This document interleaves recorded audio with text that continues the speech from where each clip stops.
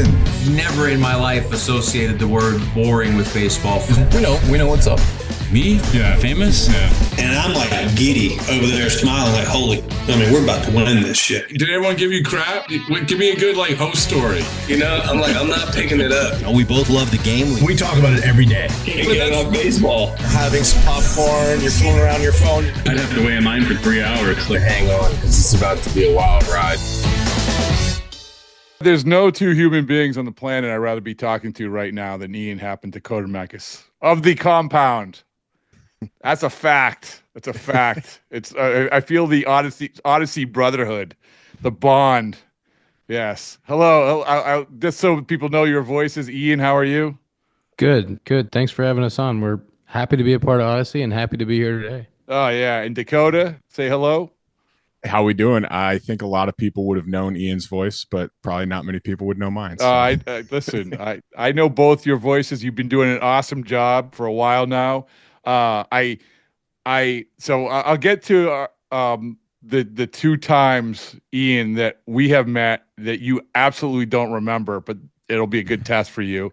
But I have also your former cohort Zach Short, who was with the Red Sox for 2 seconds. I was literally, this isn't a lie. I was literally going to say, let's do a podcast about what it's like to do a podcast. But then he went on his way.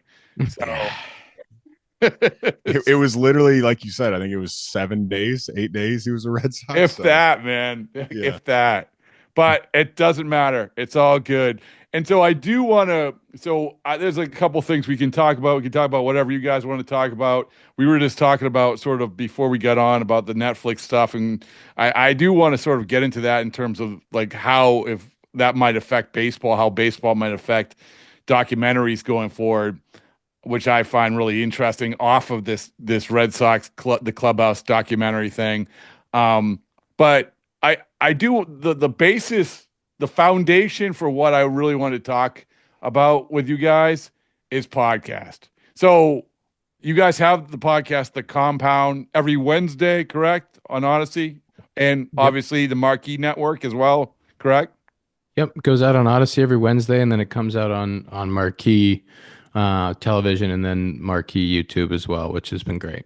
Okay, so there's been other players who are trying to do podcasts, who have tried to do podcasts. And the reason why I want to talk about doing a podcast is because it's what I'm interested in talking about. But also I went up to, I covered Mookie, and when I saw Mookie, I know Mookie, and you guys probably feel the same way in a certain respect, in the sense that you want to talk about other things in baseball, like a lot of times. Am I right? Right? Correct? Oh, yeah. Exactly. Yeah, right. So with Mookie, it's, all right, Mookie, I know enough. You don't want to talk about baseball. So I said, Mookie, let's just talk about podcasting. That's what I want to talk about. He had started his podcast.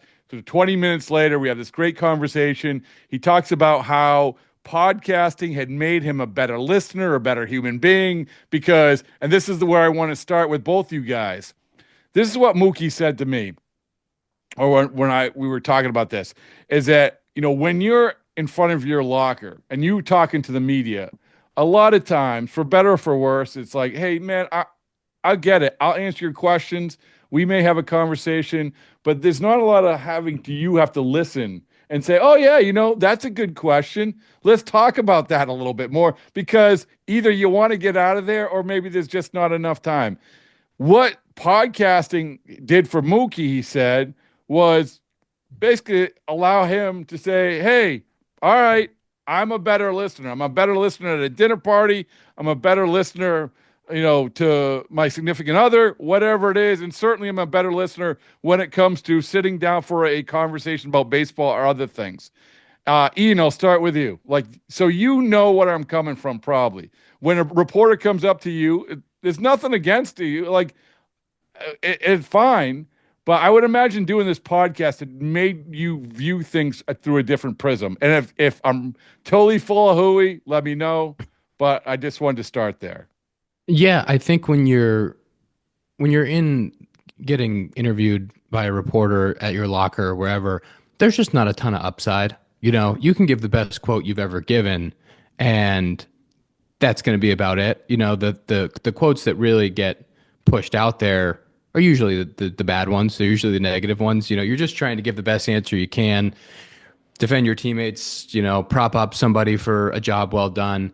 But in long form podcasting, you know, you have a chance to really get to know the person. You have a chance to, I think one of the things that one of the reasons we started the podcast and one of the things that intrigued us early on was having players on and telling their story and trying to get their personality outside of the baseball player, like what makes them tick, what's important to them, maybe some of the interesting things that they do, or longer form conversations on hitting. And we've had Votto on and Josh Donaldson, and having some of these like long form hitting conversations for me has been one of the most special parts of getting to do this. And then just kind of providing that inside perspective. And I think as players, getting to hear it from our voice and getting to give kind of that background perspective on what guys might be feeling, thinking, and the other side of the story. I think that's what we really like to tell and why it's been so fun for us to do. Do you feel the same way, Dakota? I do. I also am just chuckling because Ian's such a pro with his answers. Like that was just such a professional answer right there. You can tell he's been interviewed enough times that he knows what to say. I do agree though. Like the coolest part is getting to talk to like stars of the game. Like Ian said, Joey Votto, Chris Sale, we had Tariq Skubal on, and just hearing how they go about their business and how their routines change over the years and what they've done to succeed has been one of the coolest things. Also, for me at least, I know Ian pretty well, and Zach would probably say the same thing. Like, I think the coolest thing about our podcast is like when you see Ian Happ on TV, like he's a stoic guy, doesn't show a lot of emotion, he's quiet, but then you get to hear him on the podcast and you kind of get to see the other side of him that his friends get to see and his teammates get to see. So I think that's been definitely one of the coolest things for us as well. So when we talk about and you mentioned this about players wanting to sort of talk to players, because players talking to players, they know what it's like, right? There's that comfort zone. It's certainly more than I know what it's like. But the thing is, when players are talking to players or players are interviewing players, does it feel the same? In other words, once you get on that podcast, once you start that conversation, is it immediately like, oh man, you know, like I got the sunglasses on, I'm kicking back, I'm in the comfy couch. This is we're just going to talk ball, right? And which is obviously the best podcast. We know this. But is there that instant feeling when you get with another person like that you just can't simply have, you think, with, I don't know, just a traditional interviewer? I think the nice part about the long form is that we have the time to do it. You know, we have the time to get into some things, to tackle a few different subjects and really make it a lengthy and kind of intricate conversation. But I also think we're really upfront with guys when they come on, like, hey, if you need us to cut anything, like, we'll do it. We want to have a open and honest conversation, but we're never going to put something out that makes you uncomfortable. We're never going to put something out that puts you in a bad spot, because we understand as players, like, one of the reasons you're so guarded in interviews is because you don't want to say something that gets you in trouble. You know, you want to be able to be free and open. And the reasons why the podcast that is a conversation in the locker room, like, you hear that from guys when they're retired. You hear that from guys when there's nothing to answer to, right? So we understand that current players, we like, we get it. Like, we understand that, like, you're not going to be as open and honest as you could be. And we always say this all the time, like, we're a very positive podcast. Like, we want to lift up guys for good performance. We never want to, like, get on guys for doing something stupid or for having a bad moment. Like, it happens. We understand it. And we just try to be as positive as we can about the players and highlighting, like, great performance and the special things. We only let Tom do the mean things. He'll just talk bad about anybody that's ever played for the Yankees. Tom, our producer, he'll just talk bad about anyone that's ever played for the Yankees. And if they had one bad outing or one bad game, he'll just rip them apart.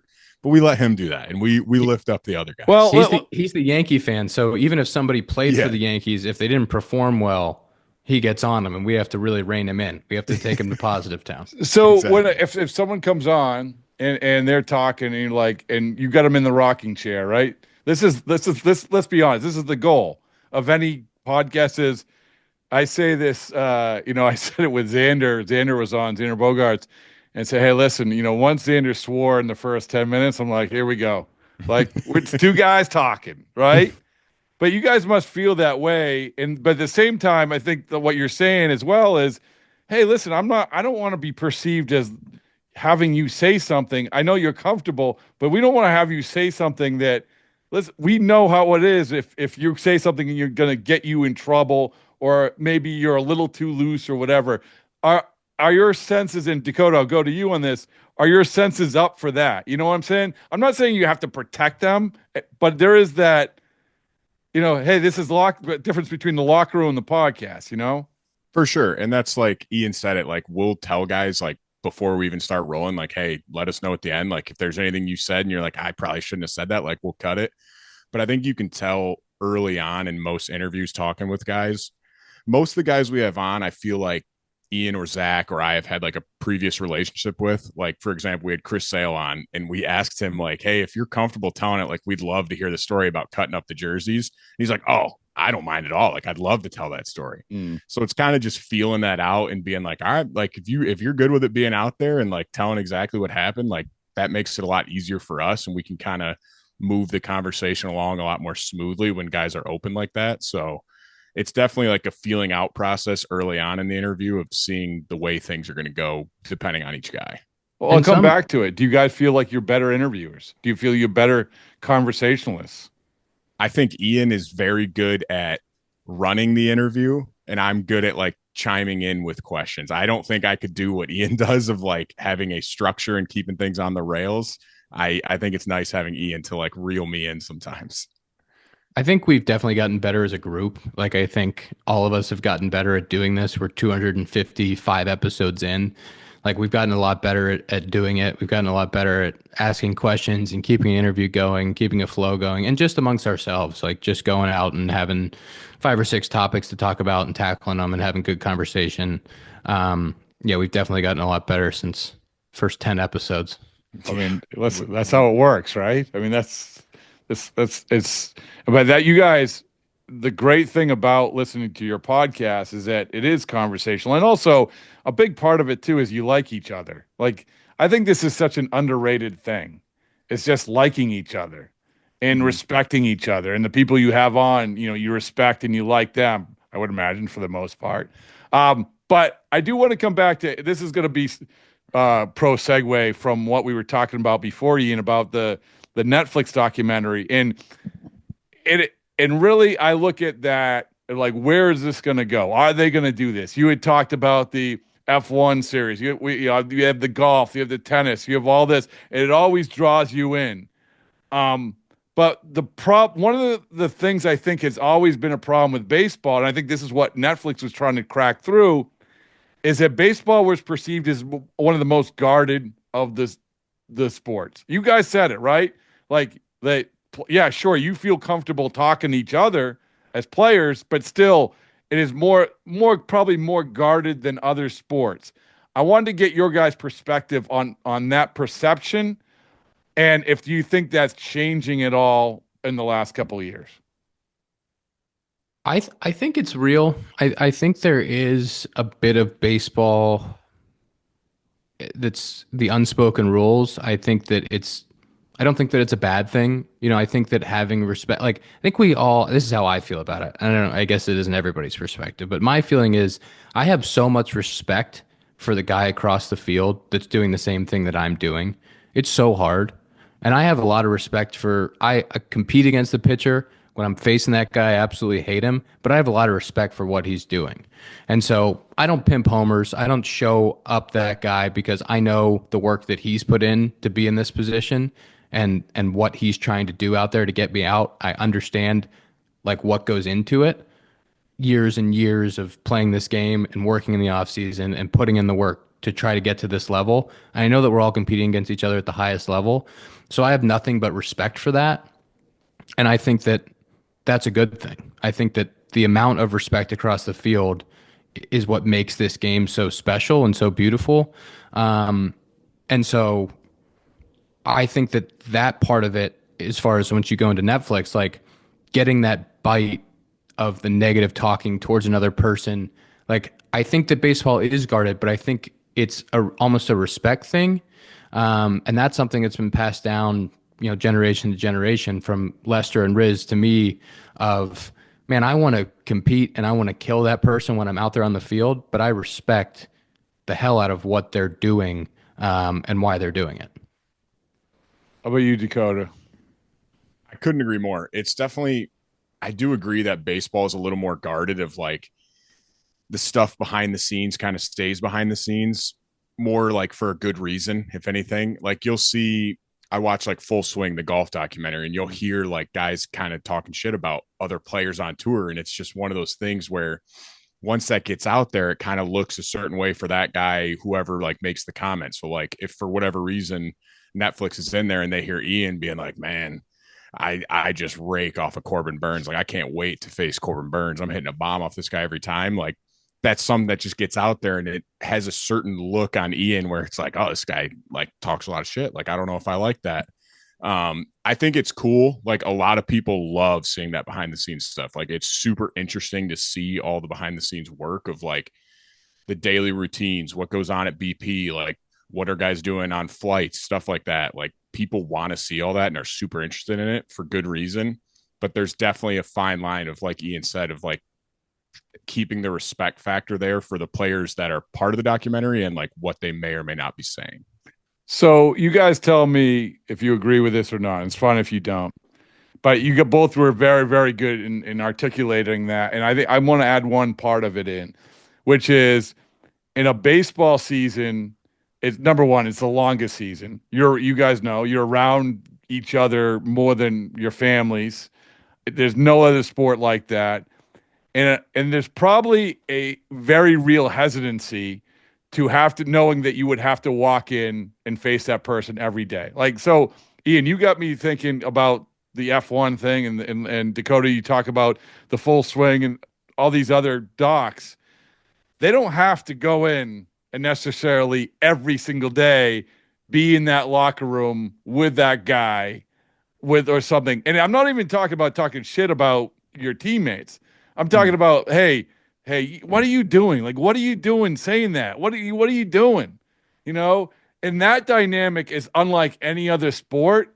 And I would imagine, I think this is one of the reasons why probably baseball is the least political of all sports. Because when you get into a clubhouse, it's like you're not changing the guy's mind sitting next to you, and you have to sit next to him for the next 7 months. Yeah. So I don't know what you guys feel about that. It's also tough in baseball. Like, this might sound bad, but a lot of things that are said in a baseball clubhouse just aren't meant to be heard by the general public. So I think that's where it's a little scary of like nothing too crazy, but there's just a lot of things like it's like you said, it's 25, 30 guys that are together for 7 straight months. Like it's like your family, like you're going to say some outlandish things to each other and you don't always want that getting out there.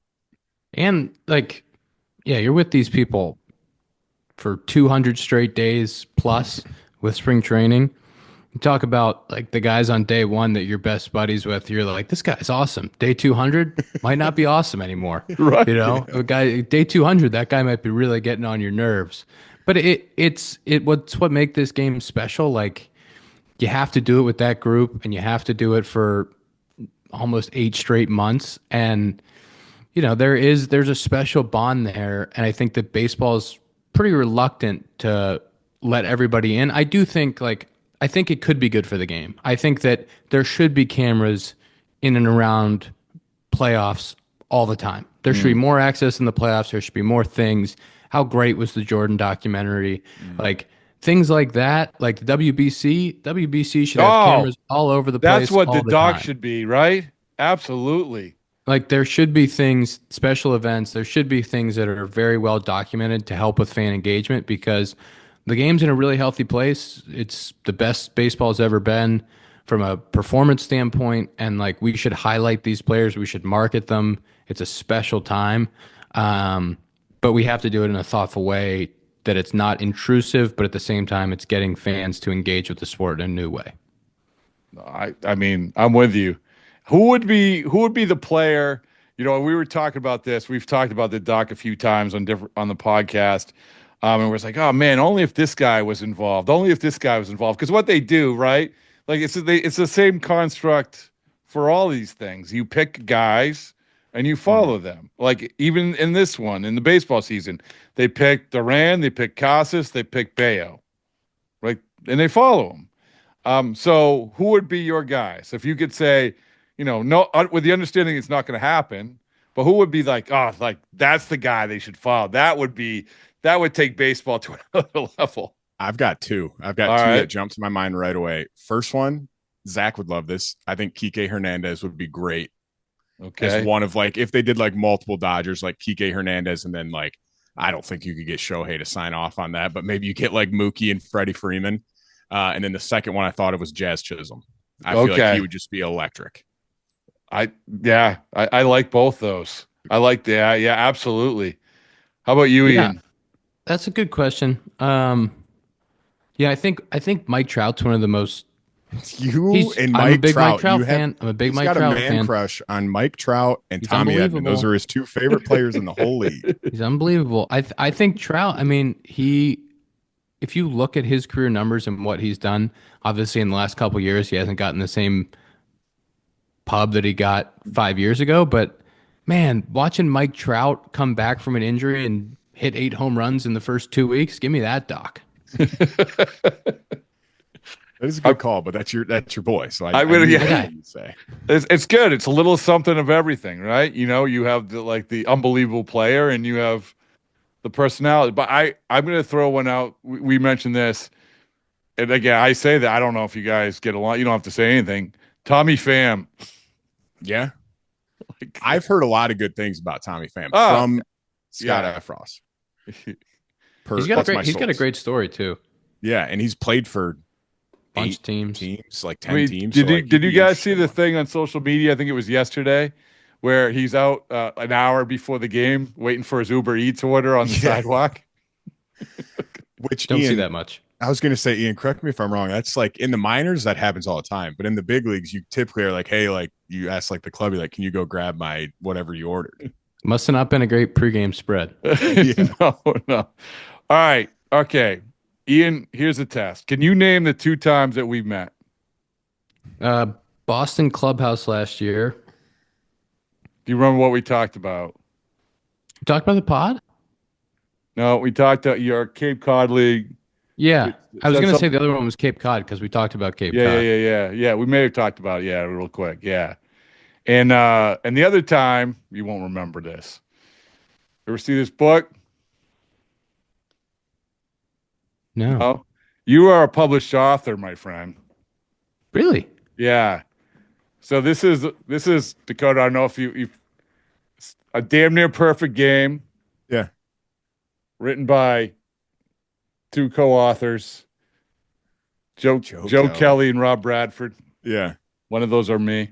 Yeah. And I had different people at the 2022 All-Star game. I was asking people about why they fell in love with baseball, and you were one of them. It was very quick. I like to read this. Here's you are a noted author because of this paragraph. Let me read this for you.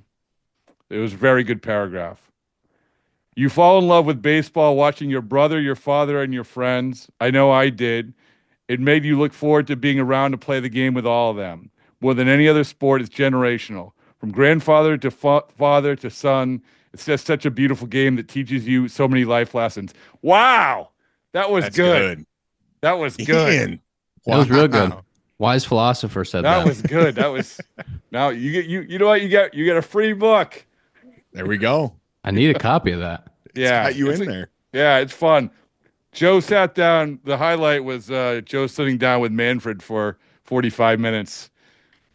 To interview Manfred, it's got to be quite the interview. Well, it was like Ty Domi sitting down with Gary Bettman, so it was. I said, oh, you're a good interviewer. You say no shit after every second sentence. Well, it's probably Manfred just asking Joe Kelly, like, can you stop causing problems every now and then? Like, we like to stir things up, man. Can we just? What's your producer? Your producer probably isn't a big Joe fan.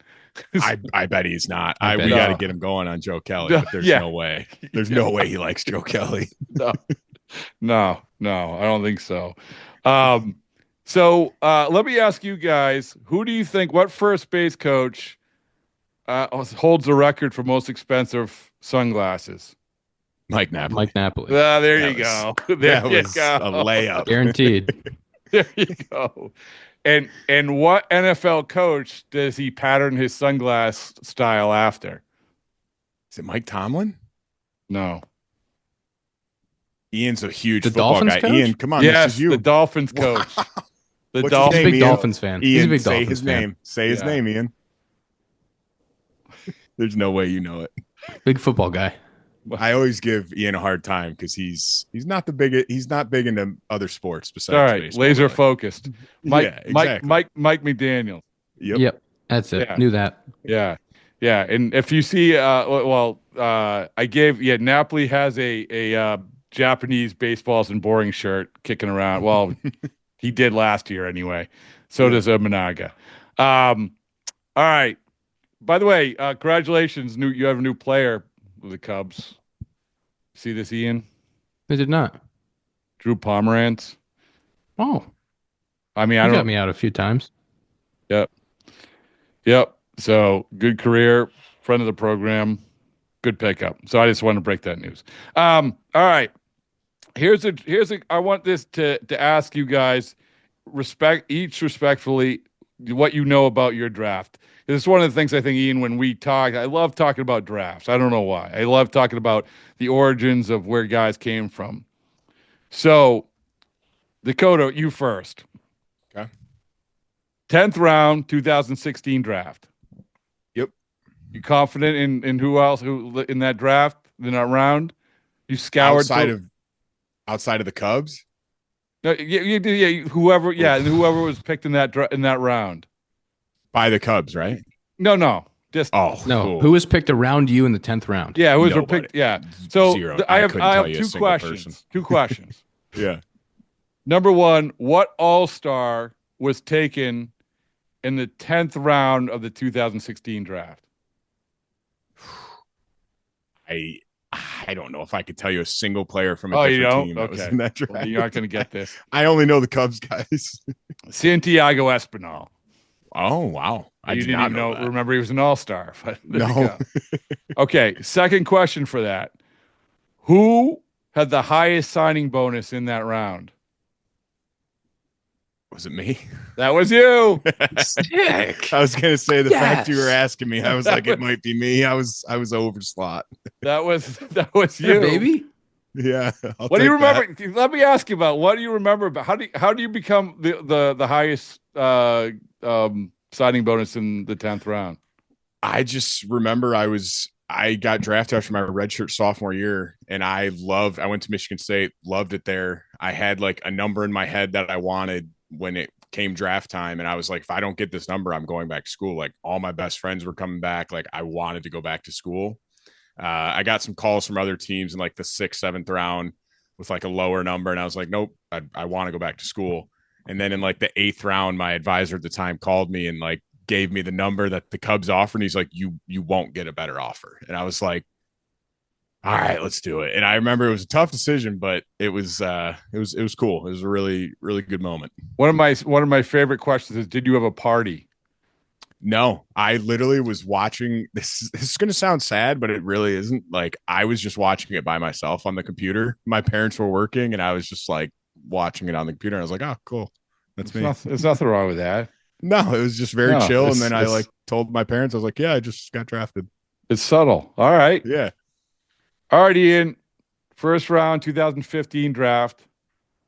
Teammate Kyle Tucker. What pick was he? 5. 5. Okay. You thought that was going to be the easy one. Nope. You were taken obviously with the 9th pick. Can you name the 3 players who were taken between your teammate and yourself? 8 was Carson Fulmer to the White Sox. That is correct. 7 was Benintendi That is to the Red correct. Sox. 6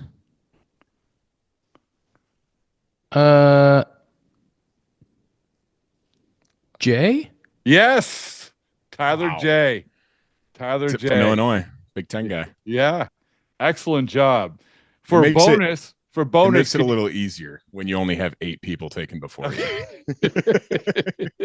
for a bonus, okay, you mentioned Carson Fulmer. Who was the other Vanderbilt pitcher taken in that first round?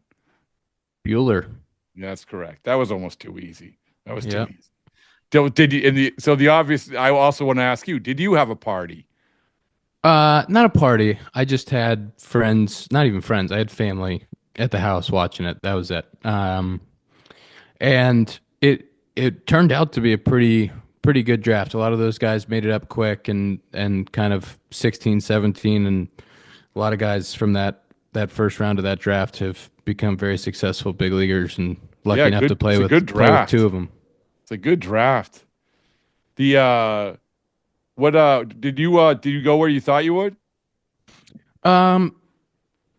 Thinking back, like kind of, I had done, the Cincinnati Bearcats weren't going to the College World Series, so there was a lot of guys are playing in super regionals or College World Series. That was not my fate.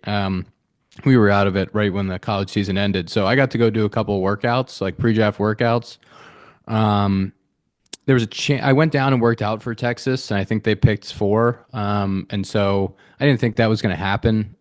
But that was kind of the earliest that I had a chance to come off the board, and then did a workout with the Cubs, and then also Milwaukee later on. So a lot of those first like 5, 6 picks were pretty much decided, and then the Cubs were kind of the earliest spot, and I didn't realize how lucky I was at the time to be drafted by the Cubs. That organization at that time, the kind of the direction it was headed, plus the city and the fan base. Like looking back, I didn't realize it then, and a lot of that stuff you don't get to decide, and it was pretty lucky to end up where I did. Has John Lester bought either one of you a beer? He's definitely bought Ian a glass of wine. I don't know about a beer. Yeah, he's bought me plenty of Miller Lights. All right.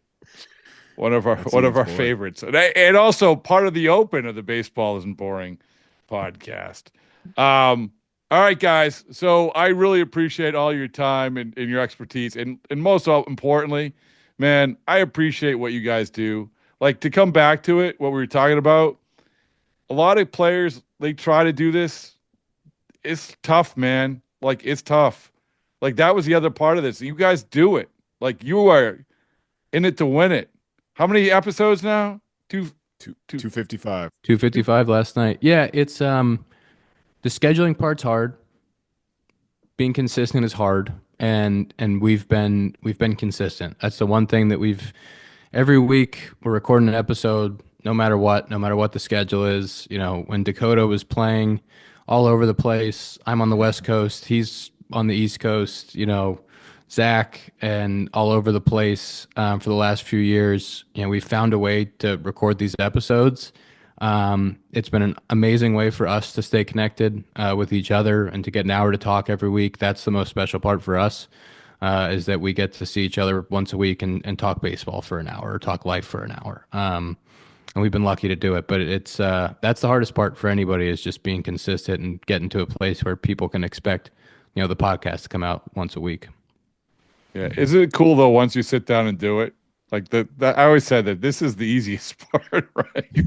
Yeah, the hardest part is definitely setting up the scheduling. Like, especially when we had Zach, and Zach, when he decided to like leave the pod, he said what he was going to miss the most was just chopping it up with us once a week on a Zoom call. The hardest part was when I was on the East Coast, Zach would be on Central, Ian's out on the West Coast, and it's like, all right, we need to somehow find a time where we can all sit down for an hour and a half and record this. And it was just, sometimes it was a hassle and it was tough, but like you said, once we hopped on, it was just talking to your friends, and it was the best.